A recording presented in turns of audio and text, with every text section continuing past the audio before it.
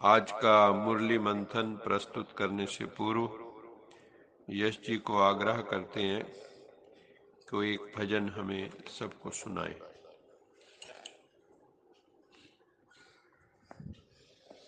ओम शांति। नाम जपने क्यों छोड़ दिया तूने, नाम जपने क्यों छोड़ दिया तूने, क्रोध न छोड़ा, झूठ न छोड़ा, क्रोध न छोड़ा, झूठ न छोड़ा, सत्य वचन क्यों छोड़ दिया तूने, सत्य वचन क्यों छोड़ दिया तूने, नाम जपन क्यों छोड़ दिया तूने। झूठे जग में दिल ललचा कर, झूठे जग में दिल ललचा कर, असल वतन क्यों छोड़ दिया तूने, असल वतन क्यों छोड़ दिया तूने, नाम जपन क्यों छोड़ दिया तूने, नाम जपन क्यों छोड़ दिया तूने। कौड़ी को तो खूब संभाला, कौड़ी को तो खूब संभाला, लाल रतन क्यों छोड़ दिया तूने, लाल रतन क्यों छोड़ दिया तूने, नाम जपन क्यों छोड़ दिया तूने, नाम जपन क्यों छोड़ दिया तूने।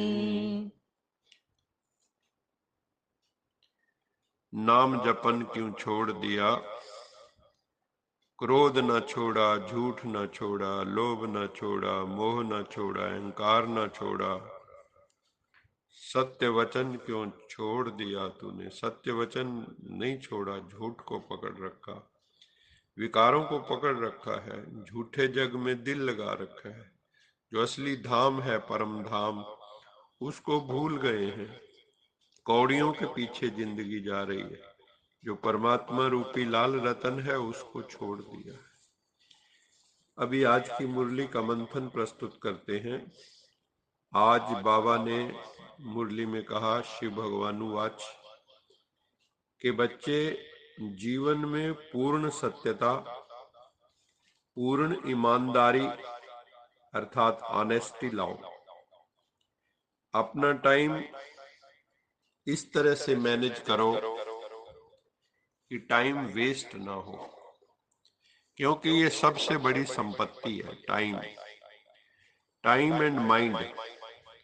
जिसने इन दो को संभाल लिया, संकल्प और सेकंड, संकल्प की साधना और सेकंड की साधना, के एक सेकंड भी वेस्ट ना हो, तो वो समझो जीवन में सफल हो गया।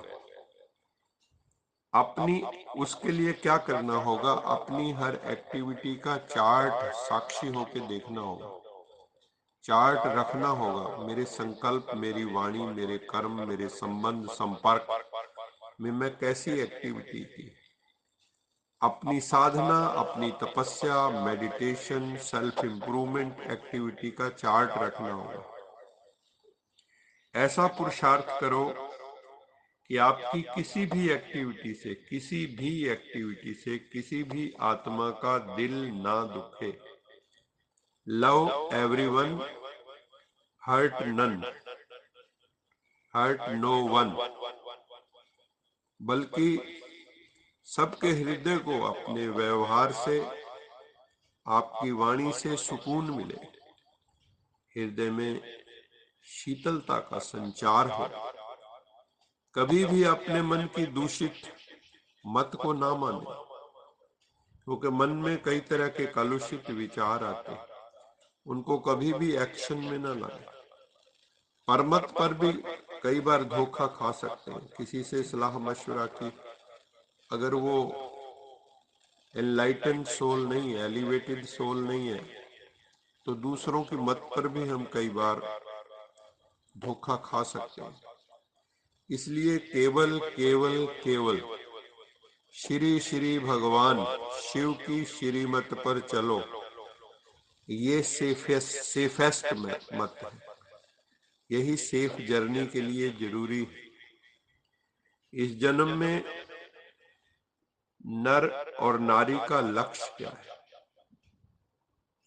ये जो संगम युग है, हमको बाबा ने क्या लक्ष्य दिया है? नर का लक्ष्य क्या है, नारी का लक्ष्य क्या है? क्योंकि दोनों में संभावनाएं बहुत है। नर में नारायण होने की संभावना है, नारी में लक्ष्मी होने की संभावना है।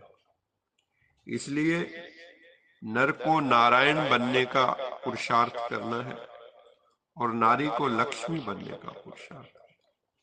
नारायण के कई अर्थ किए गए। एक अर्थ है नार प्लस अयन। नार अर्थात जल, पानी, अयन अर्थात अधिष्ठान, जो जल में निवास करते हैं। इसलिए नारायण को अथवा विष्णु जी को क्षीर सागर में, मीठे जल अथवा दुग्ध सागर कह सकते हैं, खीर कह सकते हैं। क्षीर मैंने दूध, मीठा दूध, उसके सागर में निवास करते दिखाए हैं, जो संपन्नता का प्रतीक है, धवलता का प्रतीक है, पवित्रता का प्रतीक है। दूसरा जो अर्थ नारायण का है, कईयों ने इसका अर्थ किया है कि जो नर के अयन है, नर के अयन। अब अयन क्या है? ज्योतिष में अयन ग्रह पथ को कहा गया है, जिस पे ग्रह चलते हैं, ऑर्बिट। जो ग्रहों का ऑर्बिट होता है, जिस पे वो चलते हैं, जो उनका पथ होता है, ग्रह पथ। आपने उत्तरायण दक्षिणायन शब्द सुने होंगे। उत्तरायण अर्थात मकर राशि से कर्क राशि की ओर सूर्य पथ, दक्षिणायन अर्थात कर्क से मकर राशि की ओर सूर्य ग्रह का पथ। जब ये मकर राशि से कर्क की तरफ चलता है तो उत्तरायण होता है, और जब कर्क राशि से मकर राशि की ओर चलता है तो दक्षिणायन होता है। इस दृष्टि से अगर हम नारायण शब्द का अर्थ करें तो नारायण शब्द का अर्थ है नर के चलने के लिए दिखाया गया पथ, नर का ऑर्बिट, नारी का ऑर्बिट, जो उसमें चलते हैं।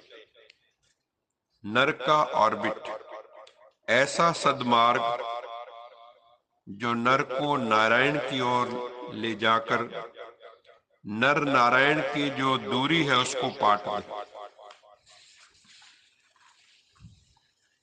जब नर नारायण की दूरी समाप्त हो जाती है तो लक्ष्मी स्वतः ही उसे स्वामी स्वीकार कर लेते हैं। लक्ष्मी अर्थात जो हमें हमारे लक्ष्य की ओर ले जाती है। इसलिए हर नारी का लक्ष्य क्या है? लक्ष्मी बनना।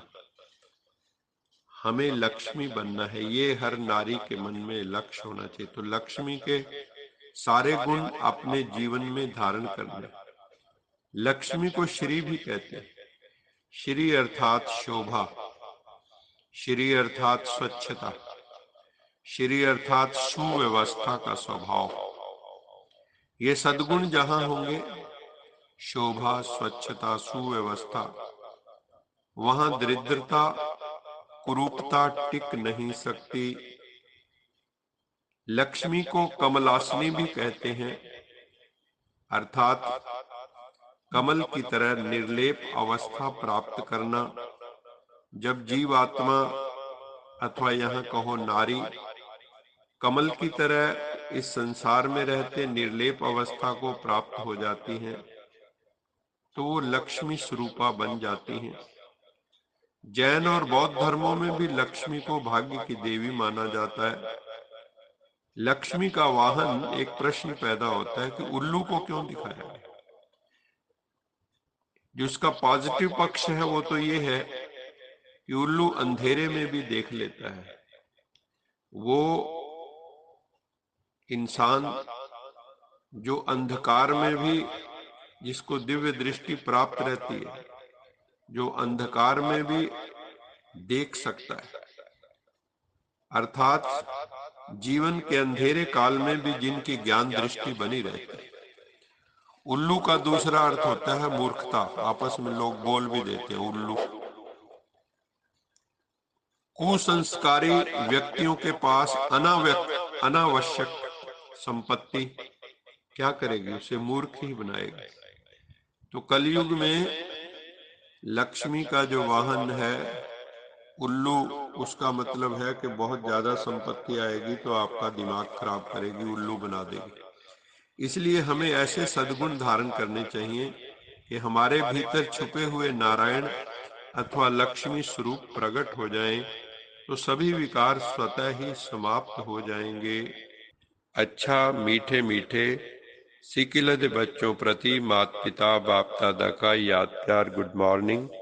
रूहानी बाप की रूहानी बच्चों को नमस्ते। हम रूहानी बच्चों की रूहानी माता पिता बाप दादा को याद प्यार गुड मॉर्निंग और नमस्ते। सदा रहो हंसते कहीं नहीं फंसते बन जाओ फरिश्ते बांध लो अपने बसते चलो प्रभु के रास्ते। वाहिगुरु जी का खालसा वाहिगुरु जी की फतेह। बोल साचे दरबार की जय। समस्त लोका सुखिनो भवन्तु, समस्त लोका सुखिनो भवन्तु, समस्त लोका सुखिनो भवन्तु। ओम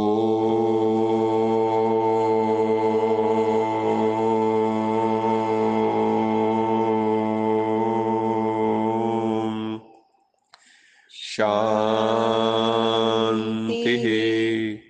शांति।